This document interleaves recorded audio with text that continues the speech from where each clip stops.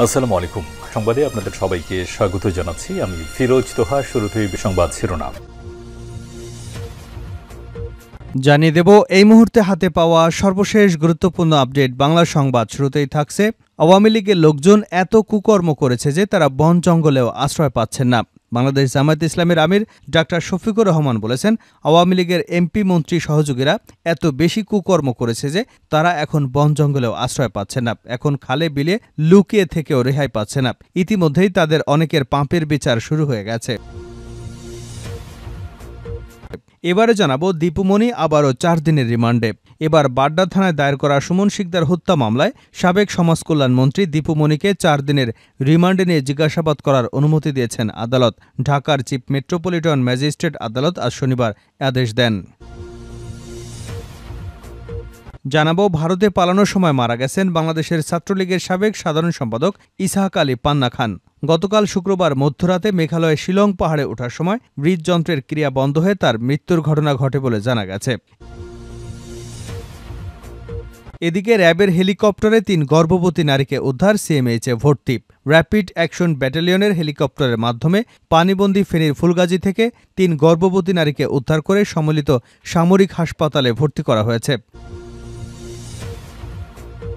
জানিয়ে দেব, new market এবং লালবাগ থানার পৃথক 2 হত্যা মামলায় সাবেক প্রধানমন্ত্রী শেখ হাসিনার বেসরকারি শিল্প ও বিনিয়োগ উপদেষ্টা সালমান এফ রহমান, সাবেক আইনমন্ত্রী আনিসুল হক ও সেনা কর্মকর্তা জিয়াউল হাসানের 10 দিনের রিমান্ড মঞ্জুর করেছেন আদালত। শনিবার 24শে আগস্ট ঢাকার মেট্রোপলিটন ম্যাজিস্ট্রেট মোহাম্মদ জসিমের আদালত শুনানি শেষে এ রিমান্ড মঞ্জুর করেছেন।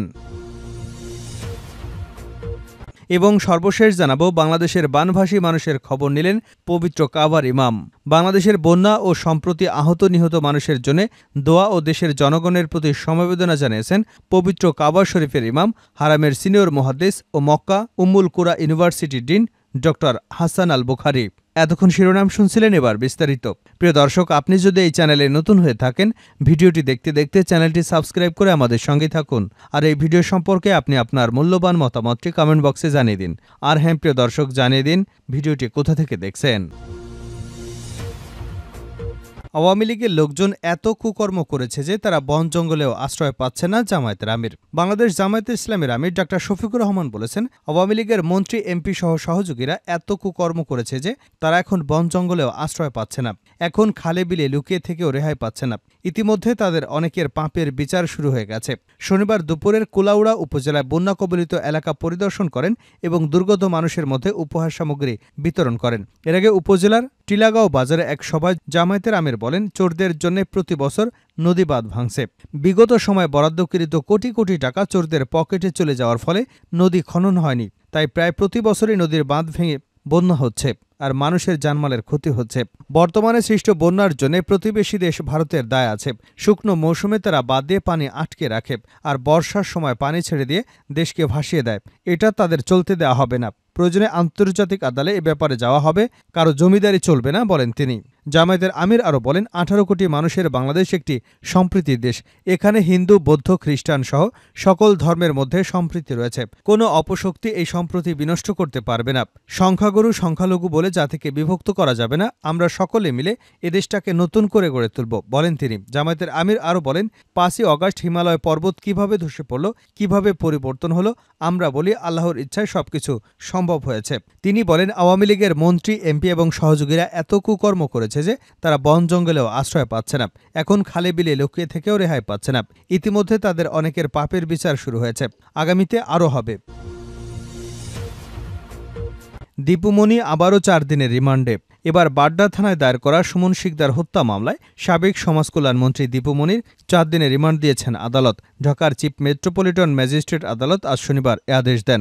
এর আগে মোহাম্মদপুর থানায় দায়ের করা মুদি দোকানে আবু সাইদ হত্যা মামলায় 4 দিনের রিমান্ডে নিয়ে জিজ্ঞাসাবাদ শেষে তাকে আদালতে হাজির করে পুলিশ। পরে তাকে বাড্ডা থানায় দায়ের করার সুমন শিকদার হত্যা মামলায় গ্রেপ্তার দেখিয়ে 10 দিনের রিমান্ডে নিয়ে জিজ্ঞাসাবাদ করার আবেদন করা হয় পুলিশের পক্ষ থেকে। অপরদিকে দীপুমণিকে রিমান্ডে নেওয়ার আবেদন বাতিল চেয়ে জামিন আবেদন করেন তার আইনজীবী। আবেদনে বলা হয়, তিনি অসুস্থ ব্যক্তি। রাষ্ট্রপক্ষ থেকে বলা হয়, দীপুমণিকে প্রথম যেদিন আদালতে আনা হয় সেদিন চাঁদপুর থেকে লোকজন আদালত চত্বরে এসেছিলেন, তাকে নানাভাবে হেনস্থা করেন। তিনি শিক্ষা ব্যবস্থা ধ্বংস করেছেন। উভয় পক্ষের শুনানি নিয়ে আদালত দীপুমণিকে আবার 4 দিনের রিমান্ডে নেওয়ার আদেশ দেন। 19 আগস্ট রাতে রাজধানীর বারিধারা থেকে দীপুমণিকে গ্রেপ্তার করে পুলিশ। পরদিন তাকে মুদি দোকানি আবু সাইদকে গুলি করে হত্যার মামলায় গ্রেপ্তার দেখানো হয়। ভারতে পালানোর সময় মারা গেছেন বাংলাদেশ ছাত্রলীগের সাবেক সাধারণ সম্পাদক ইসহাক আলী খান পান্না। গতকাল শুক্রবার মধ্যরাতে মেঘালয়ের শিলং পাহাড়ে ওঠার সময় হৃদযন্ত্রের ক্রিয়া বন্ধ হয়ে তার মৃত্যু ঘটে বলে জানা গেছে। শনিবার ভারতের কলকাতায় অবস্থানরত পান্নার এক ঘনিষ্ঠজন গণমাধ্যমকে তার মৃত্যুর বিষয়টি নিশ্চিত করেছেন। নাম প্রকাশে অনিচ্ছুক ওই ব্যক্তি জানান, আওয়ামী লীগ সরকার পতনের পর পরিবর্তিত পরিস্থিতিতে বেশ কিছুদিন আত্মগোপনে থেকে ভারতে পালাতে চেয়েছিলেন ইসহাক আলী খান পান্না। সীমান্ত পার হয়ে শুক্রবার রাত 12টায় মেঘালয়ের রাজধানী শিলংয়ের একটি পাহাড়ে ওঠেন তিনি। পাহাড় পার হয়ে ওপারে যাবার চেষ্টা করার সময় হৃদরোগে আক্রান্ত হন পান্না। এতেই তার মৃত্যু ঘটে। র্যাবের হেলিকপ্টারে 3 গর্ভবতী নারীকে উদ্ধার, সিএমএইচে ভর্তি।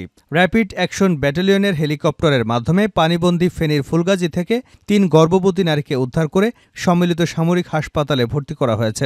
শনিবার বিকেলে র্যাবের legal and media wing senior সহকারী আনোমা ইমরান খান এ তথ্য নিশ্চিত করেছেন। তিনি বলেন, ফেনীর ফুলগাজী থানার গাবতলা সীমান্তবর্তী এলাকার পানিবন্দী 3 জন সন্তান সম্ভবা নারীকে উদ্ধারের খবর আসে।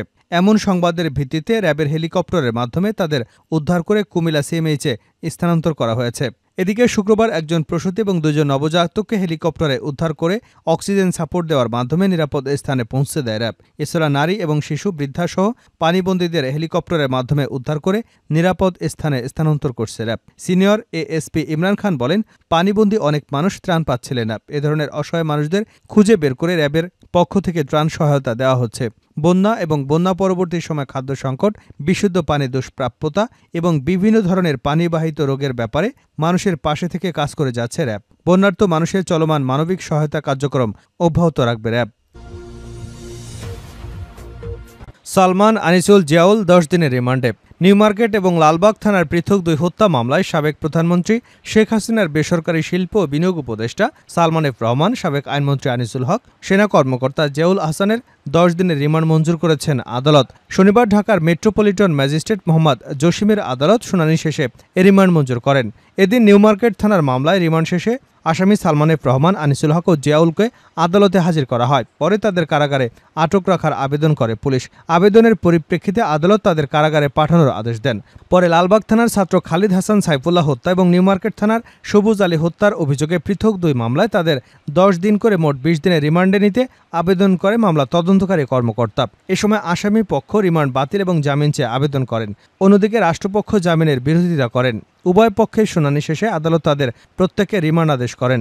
এর আগে গত 13 আগস্ট গোপন তথ্যের ভিত্তিতে নৌপথে পলায়নরত অবস্থায় রাজধানীর সদরঘাট এলাকা থেকে সালমান এফ রহমান এবং সাবেক আইনমন্ত্রী আনিসুল হককে গ্রেপ্তার করে পুলিশ। পরদিন 14 আগস্ট নিউ মার্কেট থানার দোকান কর্মচারী শাহজাহান হত্যা মামলায় তাদের 10 দিনের রিমান্ড মঞ্জুর করেন আদালত। পরে ওই মামলায় 15 আগস্ট গভীর রাতে ঢাকার খিলক্ষেত এলাকা থেকে জিয়াউল আহসানকে গ্রেপ্তার করা হয়। পরদিন 16 আগস্ট তার 8 দিনের রিমান্ডের আদেশ দেন আদালত।